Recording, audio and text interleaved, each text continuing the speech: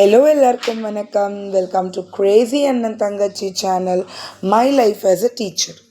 இன்றைக்கி வீடியோவில் நான் உங்களோட என்ன ஷேர் பண்ண போகிறேன்னு பார்த்துக்கிட்டிங்கன்னா சண்டே லன்ச் தாங்க.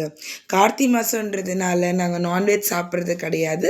ஸோ ஃபுல்லாக வெஜ் மீல்ஸ் தான். ஸோ இன்றைக்கி நான் என்ன சமைச்சேன்னு பார்த்துக்கிட்டிங்கன்னா ஒயிட் ரைஸ். பட் ஆனால் இன்றைக்கி கொஞ்சம் டிஃப்ரெண்ட்டாக பாசுமதி ரைஸில் தாங்க எங்களோட ஒயிட் ரைஸ். முள்ளங்கி கத்திரிக்காய் முருங்கைக்காய் சாம்பார் அண்ட் தென் வாழைக்காய் ஃப்ரை. வாங்க இது எப்படி செய்யலாம் சிம்பிளாக ரொம்ப டேஸ்ட்டாக அப்படின்னு பார்க்கலாம். வாங்க நம்ம வீடியோக்குள்ளே போகலாம். ஃபஸ்ட்டு என்னோடய வேலை என்னென்னா பாசுமதி அரிசியை ஃபஸ்ட்டு ஊற வச்சுட்டேங்க. ஊற வச்சிட்ட உடனே என்ன பண்ணேன்னா சுட தண்ணி போட்டுட்டேங்க. நான் தண்ணி கொதிக்கிட்டோன்னு சொல்லிட்டுன்னு. ஸோ தண்ணி கொதிச்சுட்டே இருந்தது. அதுக்குள்ளேயே பருப்பு கழுவி ஒரு பக்கம் ஸ்டவ்வில் வச்சுட்டேன். பருப்பு கொதித்த உடனே மஞ்சள் தூள் பெருங்காயத்தூள் போட்டு சிம்மில் வச்சுட்டேன். இந்த அரிசியை போட்டு சாம்பாருக்கான வேலை வரலான்னு. ஸோ பாசுமதி அரிசி ஒரு 20 minutes ஊறிட்டு இருந்துச்சு. ஸோ இந்த தண்ணி கொதித்த தண்ணியில் ரைஸை வாஷ் பண்ணி போட்டுட்டேங்க. அண்ட் தென் கொஞ்சம் சால்ட்டும் அதில் ஆட் பண்ணிட்டேன். ஏன்னா பாசுமதி ரைஸ்க்கு கொஞ்சம் சால்ட்டு போட்டால் கொஞ்சம் டேஸ்ட் வரும்னு சொல்லிட்டுன்னு. அதுக்கப்புறம் பருப்பில் நான் என்ன போட்டேன்னு பார்த்துக்கிட்டிங்கன்னா வெங்காயம் பூண்டு பச்சை மிளகாய் சேர்த்தேங்க. அதுக்கப்புறம் இன்னும் கொஞ்சம் ஃப்ளேவர் வர்றதுக்காக நான் என்ன ஆட் பண்ணேன்னு பார்த்துக்கிட்டிங்கன்னா சீரகம் அண்ட் தென் கொஞ்சம் வெந்தயம் ஆட் பண்ணியிருந்தேங்க. ஸோ ஆட் பண்ணிவிட்டு அது கொஞ்சம் இன்னும் கொதிக்க விடட்டோன்ட்டு வெயிட் பண்ணிகிட்டு இருந்தேன். அதுக்குள்ளேயே நான் தக்காளி கட் பண்ணிக்கலான்ற ஒரு பிளானில் இருந்தேன். இந்த கடாயில் தண்ணி நான் எதுக்கு வச்சுருக்கேன்னு பார்த்துக்கிட்டிங்கன்னா வாழைக்காய் ஃப்ரை பண்ணுறதுக்காக அதில் மஞ்சளும் உப்பும் போட்டேன். தண்ணி கொதிக்குதுங்க.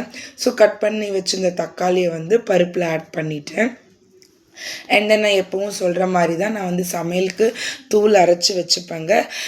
இது தூளோட வீடியோ ஷார்ட்ஸில் போட்டிருப்பேன். நான் ஒரு 7 ஸ்பூன் தூள் சேர்த்துருந்தேங்க. ஸோ அப்போ தான் எனக்கு காரம் கரெக்டாக இருக்கும். வாழைக்காய் இன்றைக்கி ரொம்ப டைம் இருந்தது. ஏன்னா சண்டேன்றதுனால கொஞ்சம் பொடிசாக கட் பண்ணியிருந்தேன்.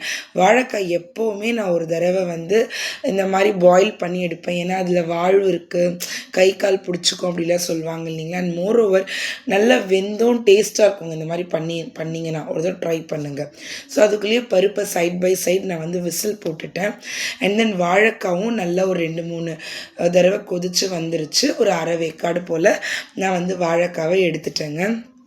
இப்போ நான் நிறைய பாத்திரம்லாம் நான் எடுத்து வேஸ்ட் பண்ண மாட்டேங்க. எப்போவுமே ஒரே பாத்திரம் தான். ஸோ வேக வச்ச உடனே அந்த கடாய் என்ன செஞ்சு கொஞ்சம் தண்ணியெலாம் ஊற்றிட்டு வாஷ் பண்ணிவிட்டு எடுத்துகிட்டு வந்துட்டேங்க. இப்போ தேவையான அளவுக்கு நம்ம எண்ணெய் விட்டுக்கலாம் நம்ம வாழைக்காய் வறுக்கிறதுக்காக. ஸோ எண்ணெய் விட்டோடனே என்ன செஞ்சோன்னா கொஞ்சம் தாளிச்சிட்டேங்க. அதாவது கடுகு உளுத்தம்பருப்பு கடலைப்பருப்பு அது கொஞ்சம் பொரிஞ்ச உடனே நம்ம கொஞ்சம் சிம்மில் வச்சிடணுங்க. சிம்மில் வச்சுட்டு என்ன செய்யணும்னா வரமிளகா அண்ட் தென் கருவேப்பிலை போட்டு தாளித்த உடனே கொஞ்சம் எண்ணெய் கொஞ்சம் சூடு கம்மியிடும். அப்போ நீங்கள் தூள் சேர்த்துக்கலாங்க. உங்கள் காரத்துக்கு ஏற்ற மாதிரி தூள் சேர்த்துக்கிட்டிங்கன்னா இந்த மிளகாத்தூள் இதோடவே எண்ணெயில் பொரிஞ்சதுன்னா உங்களுக்கு நல்லாயிருக்கும். கொஞ்சம் உப்பு மஞ்சள் வேண்டாம். ஏன்னா வாழைக்காய் வேக வைக்கும் போதே நான் சேர்த்துட்டேன். லேசாக தான் உப்பு போட்டுக்கிட்டேன். ஏன்னா வாழைக்காயில் வேக வைக்கும் போதே உப்பை போட்டுட்டேன் நான் ஸோ இப்போ வாழைக்காவை கொட்டிட்டு மூடக்கூடாதுங்க. ஏன்னா வாழைக்காய் ஏற்கனவே கொஞ்சம் வெந்துருச்சு. ஸோ கொஞ்சம் சின்ன பர்னரில் ஒரு நடுவை அனலில் வச்சு நீங்கள் அதை ஃப்ரை பண்ண ஆரம்பிச்சிடலாம். ஸோ அதுக்குள்ளேயே பாசுமதி ரைஸும் வெந்துருச்சுங்க. நான் வெடித்து கொஞ்சம் நேரம் ஸ்டவ்வில் வச்சுட்டேன். கொஞ்சம் வாட்டரெல்லாம் ட்ரை ஆகிறதுக்காக நான் வச்சுட்டேங்க அதை ஸோ இப்போ நம்ம சாம்பாருக்கான வேலையை பார்த்துக்கலாம். நான் முள்ளங்கி கட் பண்ணிவிட்டேன். நான் முள்ளங்கி எப்போவுமே நல்லா ரவுண்டாகவே போடுவேன். ஏன்னா என் பசங்களுக்கு அந்த முள்ளங்கி எடுத்து சாப்பிட்றதுக்கு ரொம்ப பிடிக்கும்.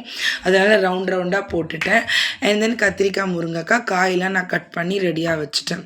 ஸோ இப்போ சாப்பாடை எடுத்து நான் ஓரம் வச்சுட்டு சாம்பாருக்கான வேலையை தாங்க நான் இப்போ ஸ்டார்ட் பண்ண போகிறேன். சாம்பாருக்கு நான் எப்போவுமே சட்டி தான் யூஸ் பண்ணுவேன். ஏன்னா மண் சட்டியில் செய்யும் போது அந்த ஒரு நெய் மாதிரி நம்ம நெய் ஊற்ற மாட்டோம். ஊற்றலைன்னா கூட அந்த நெய் வாசனை வருங்க. அதனால் எனக்கு அது ரொம்ப பிடிக்கும்.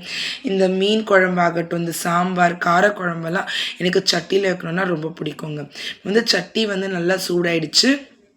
சூடான உடனே நான் கடலெண்ணெய் கொஞ்சம் சேர்த்துக்கிட்டேங்க. கடலெண்ணெய் நல்லா காஞ்ச உடனே என்ன பண்ணலான்னா நம்ம அதில் தாளிச்சிடலாங்க. என்ன சொல்ல மறந்துட்டு வாழைக்காயில் நான் பூண்டு சீரகம் இடித்து வச்சது போட்டிருந்தேன். கொஞ்சம் வாசனைக்காக. அண்ட் தென் கடுகு, உளுத்தம்பருப்பு, கடலைப்பருப்பு, கொஞ்சம் வெந்தயம் போட்டு தாளித்தேன். வரமிளகா போட்டு சாம்பாரில் தாளிச்சிட்டு பூண்டு சீரகம் இடித்து வச்சுருந்தேங்க, அது போட்டு தாளிப்பேன். ஏன்னா சாம்பாருக்கு அந்த மாதிரி செஞ்சோன்னா சாம்பார் நல்லா கொஞ்சம் வாசமாக இருக்குங்க. ஸோ பூண்டு சீரகம் போட்டு நல்லா தாளிச்சிடணும். நம்ம பருப்பை வந்து ஓப்பன் பண்ணிவிட்டு நல்லா வெந்திருந்தது. கொஞ்சம் சிம்மில் வச்சுருந்தேன், ஏன்னா இருந்தால் கொஞ்சம் எக்ஸ்ட்ரா வாட்டர் இருந்தால் லேசாக சுண்டிகிட்டே இருக்கட்டும்ன்றதுனால. அண்ட் தென் வந்து எல்லாம் போட்டு தாளித்து முடித்த கையோடு என்ன செஞ்சேன்னு பார்த்துக்கிட்டிங்கன்னா, முள்ளங்கி ஃபஸ்ட்டு, ஏன்னா முள்ளங்கியில் எப்போவுமே ஒரு வாட்டர் இருக்குங்க, அந்த வாட்டர் வந்து நம்ம எடுத்துடணும். இல்லைன்னா வந்து சாம்பாரில் வந்து ரொம்ப முள்ளங்கி வாடை வந்துடும். அதை நம்ம முழுசாக அப்படி போடக்கூடாது, டேஸ்ட்டு கொஞ்சம் வராது. ஸோ நம்ம கொஞ்சம் எப்பவும் முள்ளங்கியை வந்து லேசாக உப்பு போட்டு வதக்கிடணுங்க. அப்போ தான் அந்த வாட்டர் ட்ரைன் ஆகிட்டு நம்ம செஞ்சோன்னா சாம்பாரும் ரொம்ப நல்லா டேஸ்ட்டாக இருக்கும். ஸோ உப்பு போட்டு நான் முதல்ல ஃபஸ்ட்டு இப்போ முள்ளங்கியெல்லாம் நல்லா வறுத்துட்டேங்க.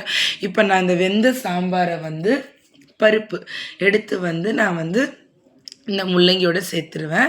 சேர்த்துட்ட உடனே என்ன செஞ்சேன்னா, கத்திரிக்காய், முருங்கைக்காய் இப்போ இந்த ஸ்டேஜில் தான் ஆட் பண்ணுறேன். ஏன்னா கத்திரிக்காய், முருங்கைக்கான்றது வந்து கொஞ்சம் ஈஸியாகவே நம்மளுக்கு வெந்துடும். முள்ளங்கி அந்த வாட்டர் எடுக்கிறதுக்காக தான் நான் அதை தனியாக வதக்கிக்கிட்டேன் அந்த தாளிச்சதுலேயே. ஸோ இப்போ கத்திரிக்காய், முருங்கைக்காய் போட்டு ஒரு கொதி வரட்டோங்க. கொதி வந்த உடனே நம்ம என்ன செய்யலான்னா, புளியை கரைச்சி ஊற்றிடலாங்கங்க. புளியை கரைச்சி ஊற்றிட்டு அந்த புளி வாடை போகிறதுக்கு ஒரு 5-10 நிமிஷம் கொதிக்க விட்டோன்னா நம்மளுக்கு அந்த சாம்பாரோட வேலையும் முடிஞ்சிடும். ஸோ எனக்கு வந்து வாழைக்காய் வேலை முடிஞ்சிருச்சு.